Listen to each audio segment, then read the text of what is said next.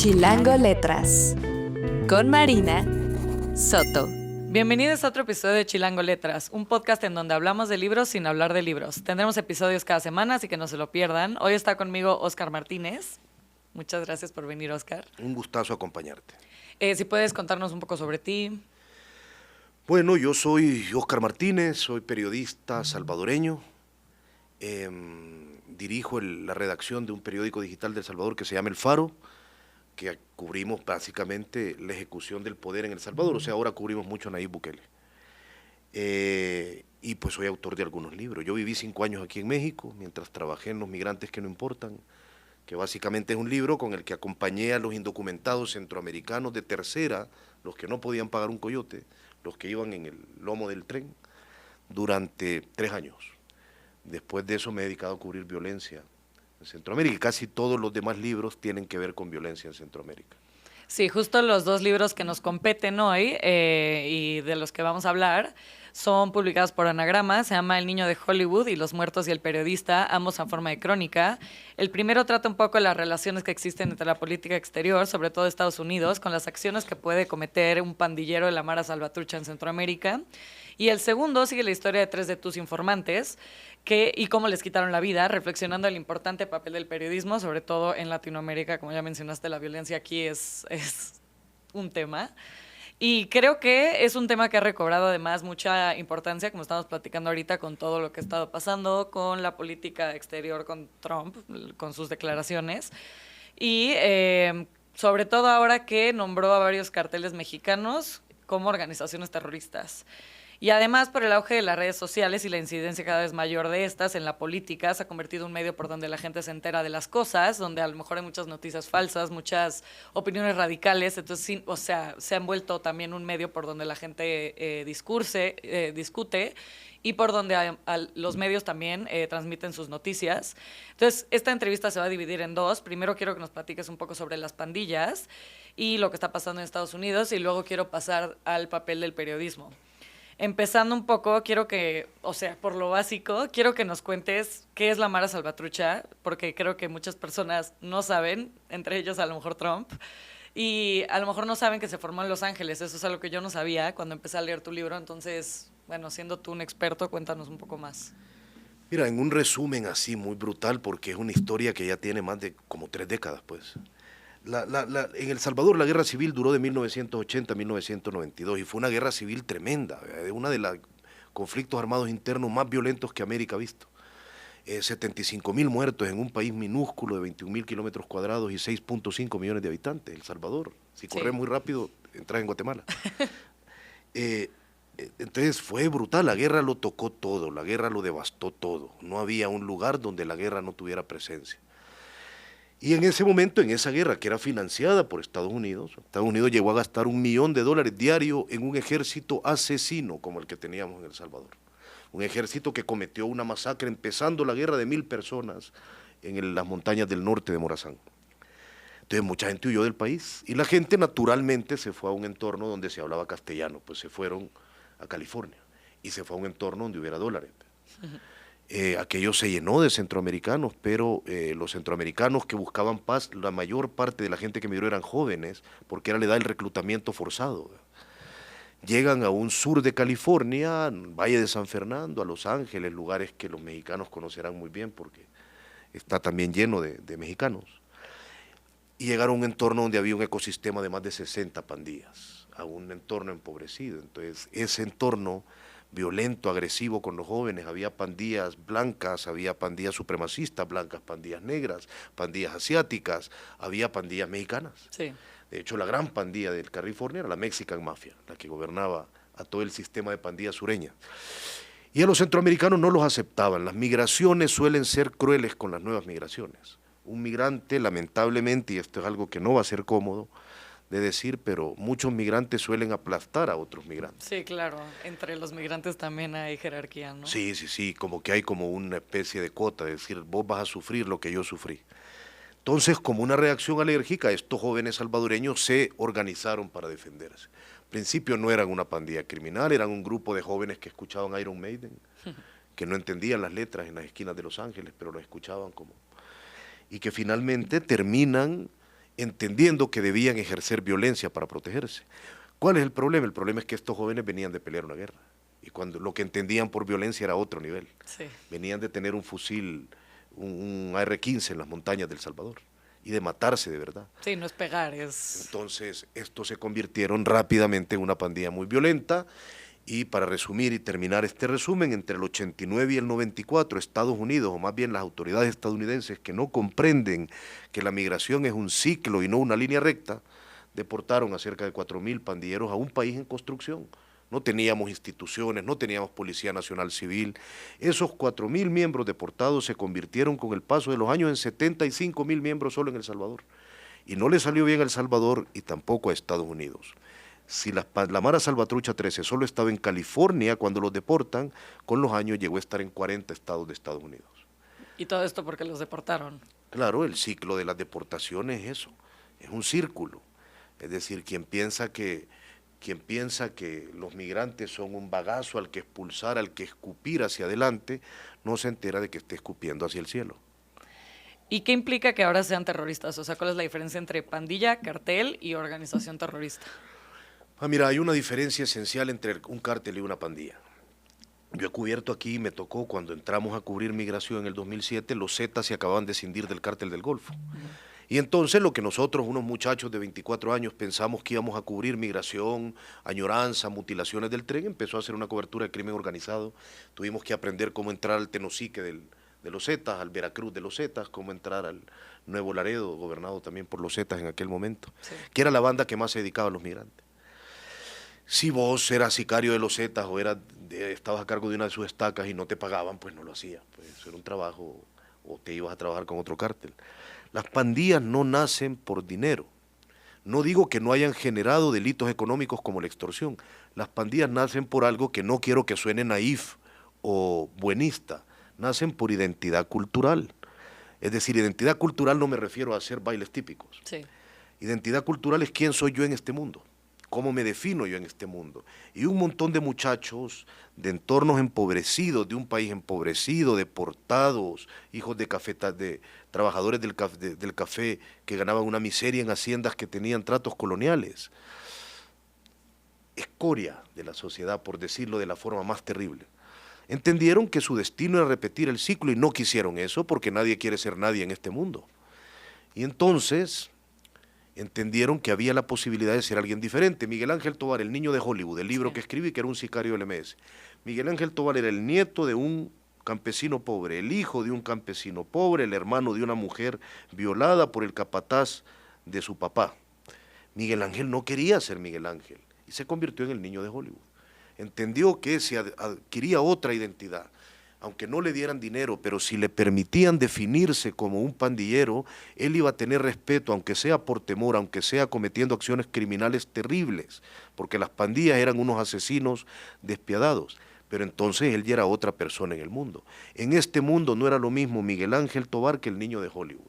Y las pandillas se orquestan con los nadies que querían dejar de ser nadies.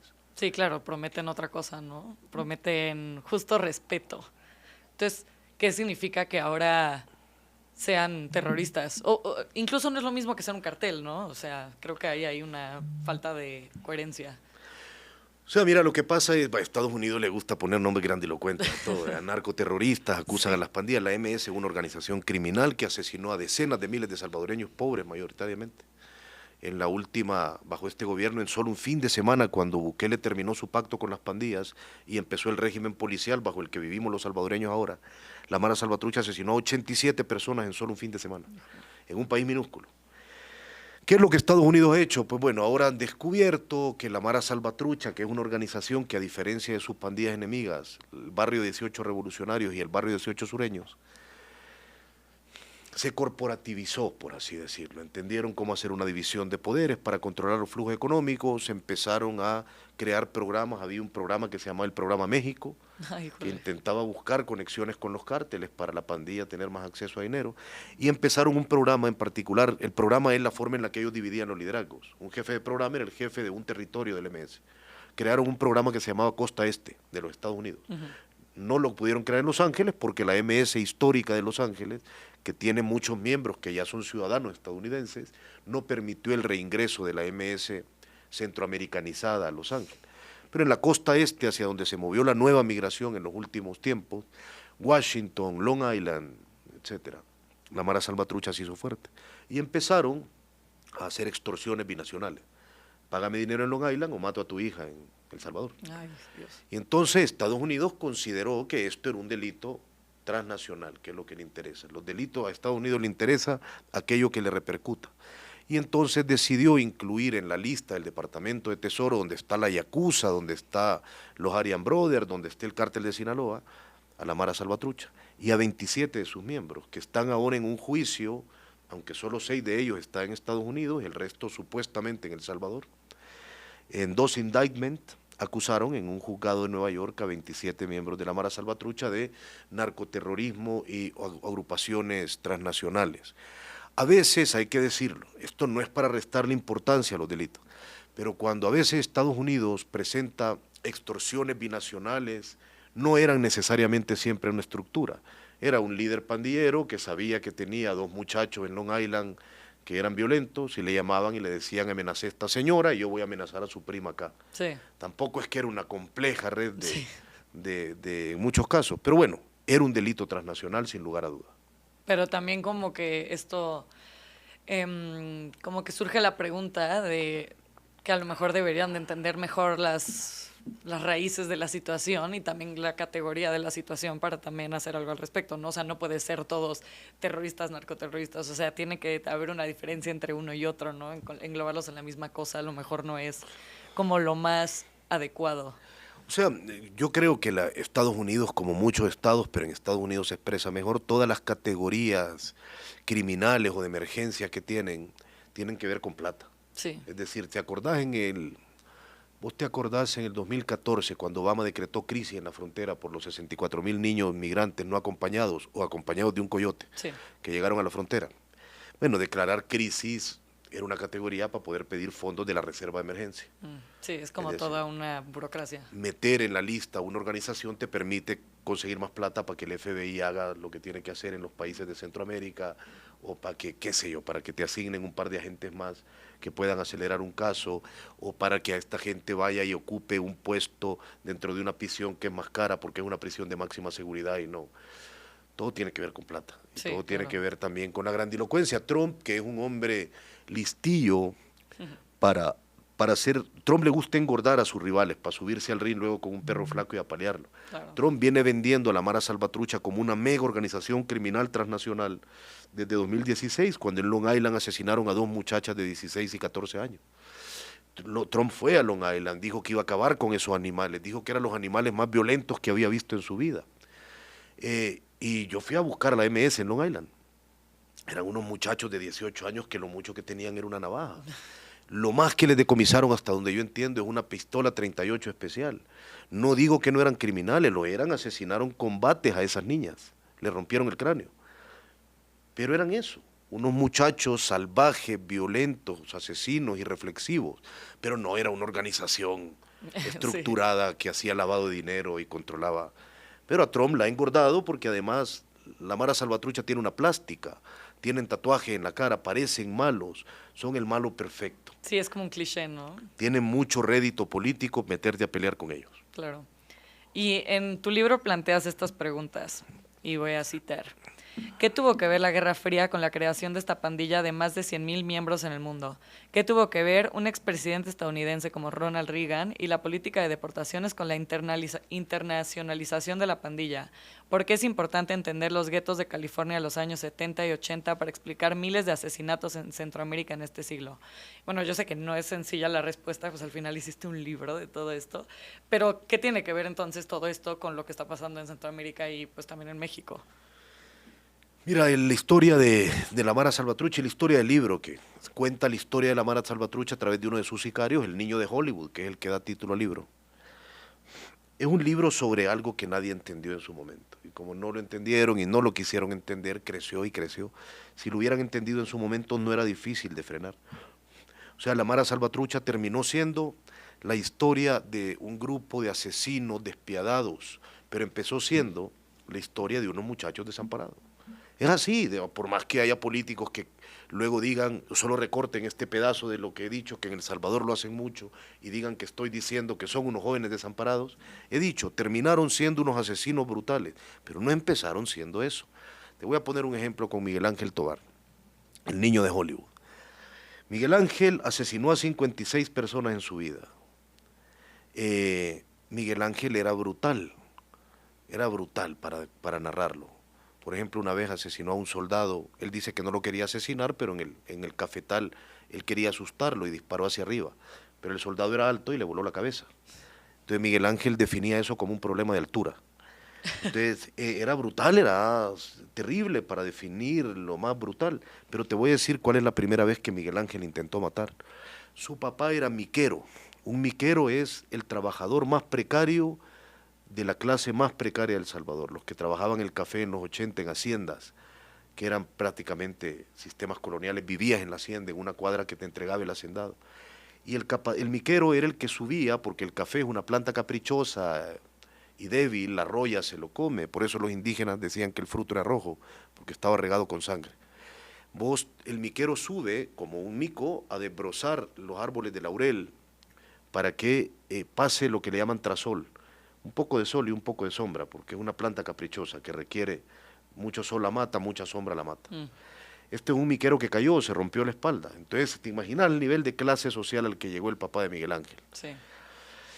Cómo cayó para poder conservar su trabajo en la finca, para poder conservar su cuadra de madera donde dormían, permitió que el capataz, cada vez que se emborrachaban con guaro de caña, violara a su hija de 14 años. Miguel Ángel creció viendo cómo el capataz violaba a su hermana de 14 años cuando él tenía 10, por los tablones de madera, mientras su papá le pedía que saliera de la casa para que el capataz abusara de la niña.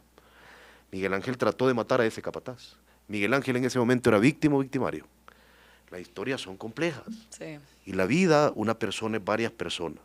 Miguel Ángel fue varias personas y en su vida se expresa el problema de las pandillas en sus diferentes etapas. También es un poco, esto que me cuentas me recuerda a la banalidad del mal un poco, ¿no? Que cuando Hannah Arendt intentó entender a los nazis, pues le dijeron, buen eres ejemplo. eres un monstruo.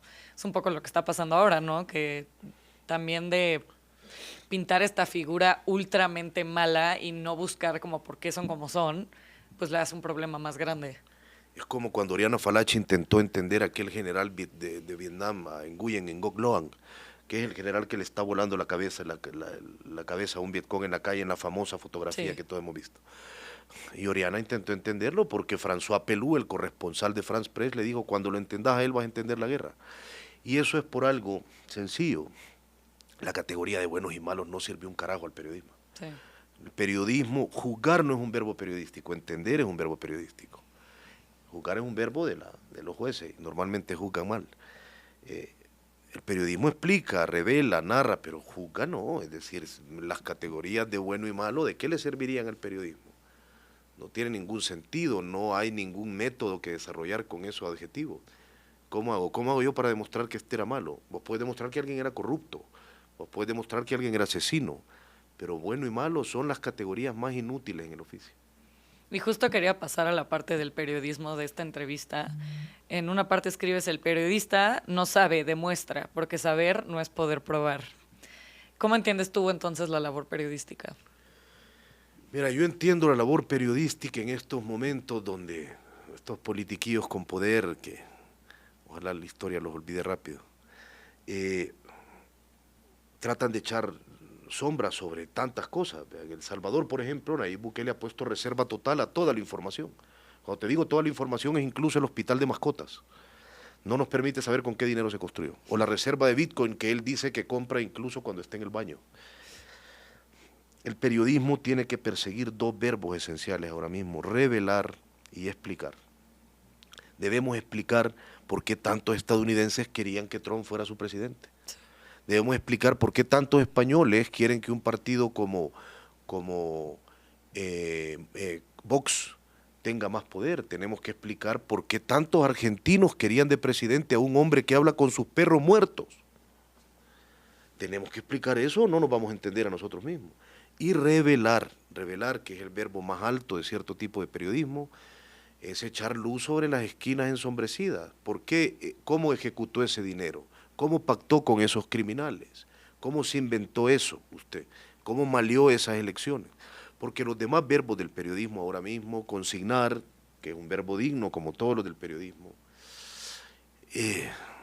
son verbos importantes, pero yo creo que actualmente son verbos menores. Y creo que definitivamente ha existido como un declive del periodismo, lamentablemente. Creo que a lo mejor en el siglo XX era una profesión con mucha promesa y todo el mundo quería ser periodista y veíamos en las películas, incluso Spider-Man, ya sabes, el Superman, todos eran periodistas. Y ahora es fácil como comenzar una cadena de noticias falsas, de teorías de conspiración, y es muy común que los medios de comunicación, un medio copie la noticia que hizo el otro medio y todos tengan la misma nota exactamente resumida de la otra o simplemente copiada, ¿no? Y la pregunta que te quiero hacer es bastante simple. En un libro que se llama Nexus, de Yuval Noah Harari, Sí. el autor dice que el periodismo es esencial para la democracia y para la libertad, y yo estoy de acuerdo con él. Y que haya esta crisis es algo peligrosísimo. Desde que lo leí me he dado cuenta, y en tu libro me di más cuenta, por qué es importante el periodismo. Bueno, mira, en primer lugar, déjame hacer un prolegómeno con lo que decía. Yo sí creo que en las redes sociales que se pueden ocupar para hacer cosas maravillosas, como para que el más idiota del pueblo se haga famoso. Sí. Las redes sociales son un espacio, o sea, yo creo que ahora hay más posibilidad para ser estúpido en público que antes. Pero no es que, o para ser mentiroso en público que antes, o para hablarle a una gran audiencia con mentiras y estupideces. Pero si es que lo quieres ver malo así. es que ahora ya hay audiencias que te la creen. Claro, ahora, no creas que antes no había espacio para la estupidez, y la dice Martín Caparrós, recuerda, que en los primeros años que empezaron las ediciones de internet del País de España, cuando ponían que era lo más leído en cada día, eran puras estupideces. Britney Spears se cortó el pelo, no sé cómo. Las 10 noticias más leídas eran puras estupideces. La gente lee tonterías desde hace mucho tiempo, no empezó ayer, ni empezó con TikTok, ni empezó con Twitter. La gente se ve atraída por tonterías. Los programas más vistos del pasado, pues, Sí, no Oprah, eran, ya sabes, sí. era Cristina Saralegui y la otra mujer que le gritaba a unos invitados que eran infieles. Pero no eran programas de ciencia, habría alguno que triunfó. Ahora, yo sí me hago una pregunta. Yo creo que el periodismo es importante porque el periodismo tiene la posibilidad de cambiar las cosas a un ritmo indecente, porque el mundo es indecente, ¿qué más esperamos? Alma Guillermo Prieto, la gran periodista México-estadounidense, cuando descubrió la masacre de Mozote en El Salvador, la masacre más numerosa de los últimos 70 años en América, 1000 personas asesinadas en el norte de El Salvador por un batallón de élite, llamado el Batallón Atlacat, financiado por los Estados Unidos. Todo el mundo dijo que era mentira. Casi se le acaba su carrera, los senadores de Estados Unidos no querían reconocer que financiaba un ejército asesino y El Salvador no quería reconocer que su ejército era asesino. Con el paso de las décadas nadie niega esa verdad y ahora hay un juicio. Pero eso es justicia para los muertos y justicia para los viejos. Sí. Pero cambió cosas, las cambió como uno quiere, no. El periodista que no se adapte a la frustración va a dejar este oficio rápido. Este oficio es frustrante. Por eso yo digo en el libro, al carajo eso de que este es el mejor oficio del mundo, que dijo García Márquez. Sí. Mejor oficio del mundo era ser catador de cerveza. Pero el periodismo tiene esa posibilidad. Ahora yo te devuelvo, o dejo la pregunta en el aire si querés. Decime una pieza de periodismo, una de la que te acordés, que haya cambiado algo importante en el mundo y que no haya sido una gran pieza de periodismo. El periodismo menor, la mentiría de Twitter, el TikTok sin profundidad, no tiene ninguna posibilidad de cambiar nada. El verbo de mucha gente que ahora se dice periodista es entretener. Entretener no está mal, hombre. Vos tenés que escribir los peores horrores y hacer lo que decía Tomás Eloy Martínez, que lo importante es ser interesante, pero entretener con contenido, no con payasadas. Hay muchos periodistas ahora que se han olvidado del contenido y se han quedado entreteniendo. Pero esas piezas, yo sí creo, no tienen ninguna posibilidad nunca de calar en un mundo cínico y cambiar algo importante. Y también quería preguntarte una pregunta también un poco más seria. ¿Qué es ser periodista también en este ambiente de Latinoamérica, Centroamérica, que es pues peligroso, que periodismo va de la mano de peligro? Bueno, o sea, ¿qué te digo? Hablamos aquí en este país que es el país más asesino de periodistas, ¿verdad? O sea, hablamos en un país donde incluso todavía hay periodistas, colegas como Marcela Turati, que han tenido casos abiertos donde las pretenden vincular con el crimen organizado. absurdamente. Yo creo que es, si hay gente joven escuchando y que quieren ser periodistas, háganle. Yo más que esa frase de García Márquez de que este es el mejor oficio del mundo, le compro la de Alma Guillermo Prieto, de que es un oficio que te da un enorme privilegio, que es ver el mundo en primera fila.